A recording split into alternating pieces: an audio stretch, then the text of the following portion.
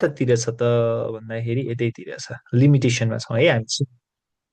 सीमा अथवा यसलाई अपवादहरू भनेर पनि भन्छ। हामी माइक्रो इकोनोमिक्समा छौँ। क्लासेस अलिक लिमिटेड टाइम मात्रै भइरहेको छ, 15-20 मिनट 15-20 मिनट। सबै अलिक म्यानेजमेन्ट, यहाँ टिचर नै गायब भएर हो क्या है।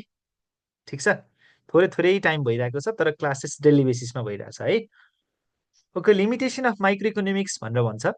माइक्रो इकोनोमिक्सका लिमिटेसनहरू चाहिँ के हुन् त? हामीले फाइदा पढ्यौँ, क्षेत्रहरू पढ्यौँ, त्यस पछाडि माइक्रो इकोनोमिक्स भनेको चाहिँ व्यक्तिगत अथवा घरयासी आम्दानी, एउटा इन्डिभिजुअल फर्म, ससाना युनिटहरूको बारेमा अध्ययन गर्ने एउटा शास्त्र हो भनेर पढ्यौँ हामीले, होइन? अब यसको लिमिटेसन चाहिँ के छ त? अथवा लिमिटेसन भन्नाले बेफाइदा पनि भन्न सकिन्छ, यसका अपवादहरू पनि भन्न सकिन्छ। Ignores the aggregate economic analysis भनेर भन्छ है। यो एग्रिगेट भेरिएबल्स भनेको कस्तो भन्दा, म्याक्रो इकोनोमिक्सले चाहिँ पुरै देशको अर्थतन्त्रको बारेमा अध्ययन गर्छ भने माइक्रोले चाहिँ देशभित्र रहेका फर्म अथवा इन्डिभिजुअल व्यक्तित्वले आम्दानी गर्ने व्यवसायको रूपमा चाहिँ हेर्छ यसले। भनेपछि पुरै अर्थतन्त्रलाई हेर्नको लागि यो के हुन्छ त? असफल हुन्छ है। त्यही भएर यसले इग्नोर्स गर्छ एग्रिगेट इन्कमलाई। अर्को, can not solve the micro economics issues like the unemployment. Micro economics र माइक्रो इकोनोमिक्स यसमा डिफ्रेन्स छ। माइक्रो इकोनोमिक्स भनेको स्मल युनिट हो भने माइक्रो इकोनोमिक्स भनेको मतलब चाहिँ यसले चाहिँ whole unit of the economy भनेर भन्छ। भनेको अर्थशास्त्रमा भएका जति पनि चिजहरू छन्, अर्थतन्त्रमा भएका जति पनि चिजहरू छन्, त्यो सम्पूर्ण सबैको बारेमा अध्ययन गर्ने, अनुसन्धान गर्ने भनेको चाहिँ के रहेछ त भन्दा म्याक्रो इकोनोमी रहेछ। अब म्याक्रो इकोनोमीको इस्युज, अनइम्प्लोइमेन्ट, देशमा बेरोजगारी व्याप्त भयो अरे, धेरैभन्दा धेरै बेरोजगारी बढेको बढै छ अरे। तर त्यो बेरोजगारीलाई कसरी हटाउने, बेरोजगारीको रेट कति छ, हरेक घरबाट बेरोजगारी कति छन् त भनेर पत्ता लगाउनको लागि चाहिँ माइक्रो इकोनोमिक्सले सक्दैन है। किन? यो पार्टमै परेन। माइक्रो इकोनोमिक्स भनेको त यसले उत्पादन के छ, बिक्री वितरण कसरी हुन्छ, होइन, वितरण कसरी हुन्छ, उपभोग कसरी हुन्छ, अनि उपभोक्ताको बचत कसरी गरिरहेछन् भन्ने कुरालाई मात्रै हेर्ने हो। केले भन्दा micro इकोनोमिक्सले।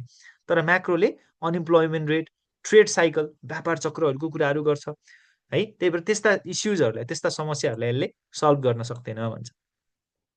Assume the rational behaviour भन्छ। ऱ्यासनल बिहेभियर भनेको कस्तो त भन्दाखेरि तपाईँको मान्छेहरू चाहिँ मानौ 10,000 रुपियाँ कमाए भनेदेखि त्यसलाई चाहिँ 15,000 रुपियाँमा के गर्न सक्छन् त भन्दाखेरि लाइक खर्च गर्न सक्छन्, अथवा तपाईँको चाहिँ 12,000 खर्च गर्न सक्छन्। कुनै पनि व्यक्तिलाई चित्त बुझाउनको लागि, कुनै पनि व्यक्तिको बारेमा अध्ययन गर्नको लागि त्यति सहज छैन। त्यही भएर व्यक्तिको ऱ्यासनल बिहेभियरलाई, होइन, सन्तुष्टितालाई हामीले अध्ययन गर्नको लागि चाहिँ सकिँदैन भनेर भन्छ है। स्ट्याटिक इन नेचर भनेको यो फ्लेक्जिबल छैन। हरेक कुनै क्षेत्रमा गएर हामीले त्यसलाई अध्ययन गर्न, अनुसन्धान गर्नको लागि हामी सक्दैनौँ। के हुन्छ यो? फरक फरक प्रकृतिको हुन्छ, फरक हुनसक्छ भनेर भन्छ। अब यो चाहिँ मैले नेपालीमा पनि राखिदिएको छु। समष्टिगत विश्लेषणलाई व्यवस्था गर्छ, बेरोजगारी जस्ता समस्या समाधान गर्न असक्षम हुन्छ, मानवीय व्यवहार सधैँ तर्कसँग हुन्छ भन्ने मान्यता राख्छ। अघि हामीले ऱ्यासनल बिहेभियर भन्ने कुरा गऱ्यौँ। भनेको मान्छेहरूलाई एउटा मात्रै चिजले पुग्दैन, सन्तुष्टि प्रदान गर्न सकिँदैन।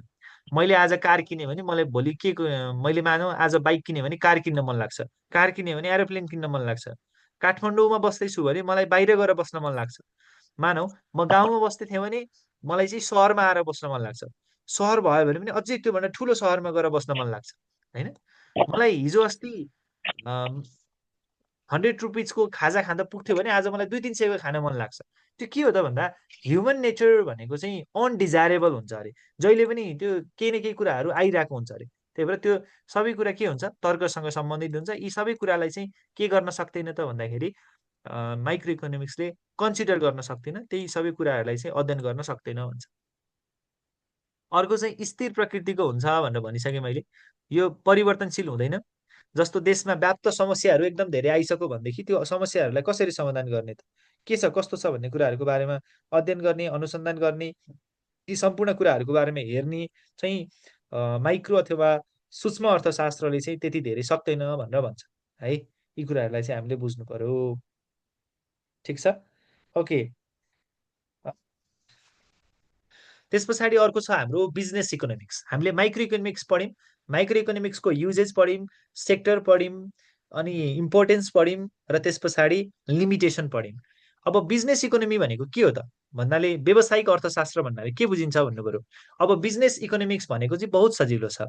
बिजनेस इकोनोमिक भनेको मतलब चाहिँ हामीले माइक्रो इकोनोमिक्समा भएका जति पनि थ्योरिजहरूलाई युज गरेर जति पनि तपाईँको बिहेभियरल थ्योरीहरू हुन्छ होइन, तपाईँको चाहिँ प्रोडक्सन, त्यस पछाडि इम्प्लोइमेन्ट, प्रोडक्सन, त्यस पछाडि कन्जम्सन, डिस्ट्रिब्युसन्स होइन, money measurement, cost, capacity, income, यी जति पनि चिजहरू छन् माइक्रो इकोनोमिक्सका भेरिएबल्सहरूलाई युज गरेर चाहिँ हामीले बिजनेसमा के गर्न सक्छौँ त, डिसिजन गर्न सक्छौँ। बिजनेसलाई इफेक्टिभ वेबाट डिसिजन गर्न सक्छौँ भने त्यसलाई हामीले बिजनेस इकोनोमी भनेर भन्छौँ।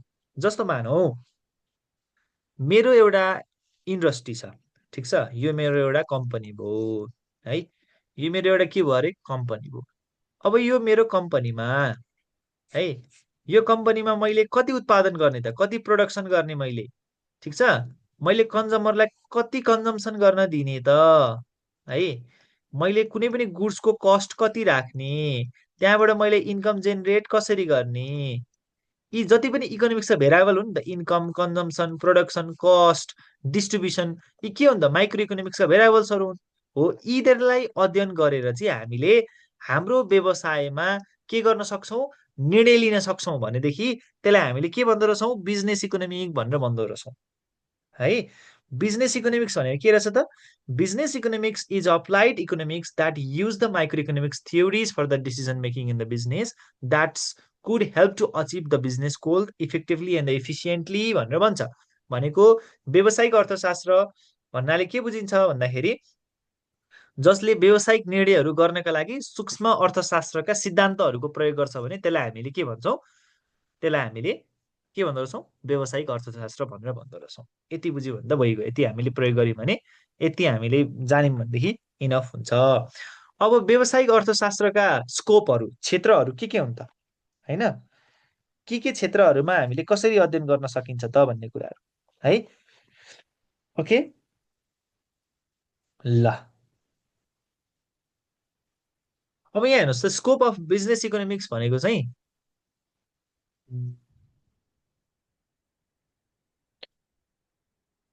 हजुर नेचर अफ माइक्रो इकोनोमिक्स भनेर सोध्यो भनेदेखि आउँछ नेचर अफ बिजनेस इकोनोमिक्स भन्यो भने आउँछ यहाँ है। नेचर आयो भने पनि स्कोप आयो भने पनि तपाईँहरूले लेख्ने त यस्तै हो है। नेचर र फिचर्स एउटै हो, ठिक छ। भनेको बिजनेस डिसिजन गर्नको लागि माइक्रो इकोनोमिक्स भेरिएबल्सहरूलाई चाहिँ प्रयोग गरेर हामीले बिजनेस डिसिजन युज गर्न सक्छौँ होइन। बिजनेस ग्रोथको लागि, क्विक डिसिजनको लागि, प्रोडक्सन र कस्ट एनालिसिसको लागि यही नै हो, यिनीहरू नै हुन् है। क्यापिटल म्यानेजमेन्टको लागि, प्रफिट म्यानेजमेन्टको लागि, यो भनेको चाहिँ के हो त भन्दाखेरि फिचर्सहरू पनि हुन्, यिनीहरू भनेको स्कोपहरू पनि हुन् है। यिनीहरूलाई नै लेख्न सक्नु पर्यो हामीले है त। स्कोप भनेको कुन क्षेत्रमा चाहिँ हामीले बिजनेस इकोनोमिक्सको चाहिँ प्रयोग गरिन्छ त भन्दा डिमान्ड एनालाइसिस एन्ड फरकास्टिङ। मैले के गरेँ त भन्दा मानौ मैले हावाको तालमा कुनै पनि वस्तु उत्पादन गरेँ त भएन। मैले उत्पादन गरेको वस्तु कन्ज्युमरलाई मनपर्छ कि नै, मैले उत्पादन गरेको वस्तुहरू मैले कसरी डिस्ट्रिब्युसन गर्ने होला भनेको वितरण गर्ने होला। मैले काठमाडौँमा वस्तु उत्पादन गर्ने भएँ तर विराटनगरसम्म मैले कसरी लिएर जाने होला, ती सबै कुराहरू त हेर्नु पर्यो नि त, एप्लिकेबल छ कि छैन, रिजनेबल छ कि छैन होइन, टाइम फ्लेक्जिबल छ कि छैन, ती सम्पूर्ण कुरालाई हेर्नको लागि, डिमान्ड एनालाइसिस गर्नको लागि चाहिँ बिजनेस इकोनोमिक्सको प्रयोग गरिन्छ। प्रोडक्सन एन्ड कस्ट एनालाइसिस अघि नै मैले भनिहालेँ, मैले एउटा कुनै पनि वस्तु उत्पादन गर्दैछु भने त्यो प्रोडक्सन क्वालिटी कस्तो राख्ने होला, प्रोडक्सन क्वान्टिटी कति उत्पादन गर्ने होला, त्यो प्रोडक्सनको कस्ट कति पर्छ होला होइन, ती सम्पूर्ण कस्ट भोलम एनालाइसिस गर्ने सबै कुरा चाहिँ केले गर्छ त, बिजनेस इकोनोमीले गर्छ। अर्को छ प्राइसिङ एन्ड आउटपुट डिसिजन। मैले मैले उत्पादन गर्दाखेरि चाहिँ मानौ एउटा मैले सुज उत्पादन गरेको थिएँ, यो सुज उत्पादन गर्दा मलाई आरएस 1000 लाग्यो भने मैले यसको प्राइस चाहिँ कति राख्ने त, किन यहाँ त मैले प्रफिट पनि जोड्नु पर्यो नि त होइन। ल मानौ मैले 1500 राखेँ भने यो 500 रुपियाँ के हो, रिटेलर होलसेलर सबैको प्रफिट होला नि त यो फेरि होइन। हो, यो 1500 रुपियाँ कुनै पनि एउटा कन्ज्युमरले हालेर कस्टमरले चाहिँ जुत्ता युज गर्छ, कस्टमरले यो जुत्ता लाउँछ भने यो 1500 रुपियाँ तिर्दै गर्दाखेरि 1000 रुपियाँ त कसले पाउँछ, म्यानुफ्याक्चरले पाउँछ, जसले प्रोडक्सन गरेको उसले यति सेट गर्यो। अब यो 500 रुपियाँ चाहिँ होलसेलरको प्रफिट पनि यहीँ छ, रिटेलरको प्रफिट पनि यहीँ छ। हो, यही कुरा प्राइसिङहरू तपाईँको चाहिँ कति छ भनेर हेर्नको लागि, प्रफिट म्यानेजमेन्ट गर्नको लागि मलाई चाहिँ यो सुज उत्पादन गर्दाखेरि कति क्यापिटल चाहिन्छ होला, मैले कति बजेट छुट्याउनु पर्छ होला, मैले त मेसिनरी पनि किनेर लिएर आउनुपर्छ होला, काम गर्ने मान्छेलाई मैले पैसा पनि दिनुपर्छ होला, वेजेस पनि दिनुपर्छ होला, अफिसमा मेरो खर्च पनि लाग्छ होला। यी सम्पूर्ण कुराहरूको म्यानेजमेन्ट गर्नको लागि, एनालिसिस गर्नको लागि चाहिँ के को युज गरिन्छ भन्दा बिजनेस इकोनोमिक्सको युज गरिन्छ।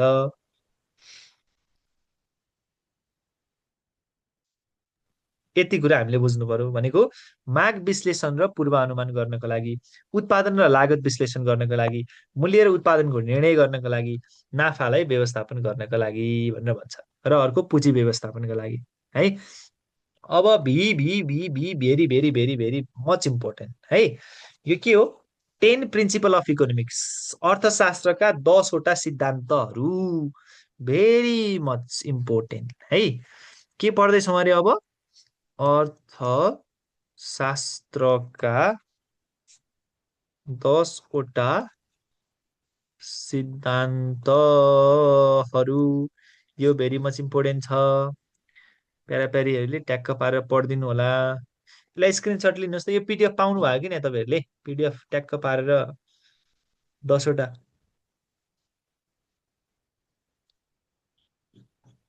10वटा छ नि। प्रोडक्सन पोसिबिलिटी मेरोमा कर्भ छैन छैन आएको? छैन सर, कुनैको पनि, सबैको छुटेछ, पठाइदिनु ग्रुपमा। हस्, हुन्छ। ल, धेरै अकाउन्ट कुराहरू गयौँ। English economics.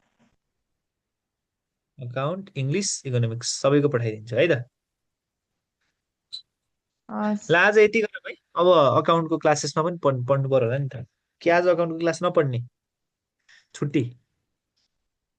पढ्ने पढ्ने पढ्ने पढ्ने सर, थोरै भयो नि। ल, ओके, म यो तपाईँहरूलाई ग्रुपमा हालिदिन्छ है, इकोनोमिक्सको ग्रुपमा हालिदिन्छु, ल पेड ग्रुपमा हालिदिएँ है। ठिक छ। हस्। ओके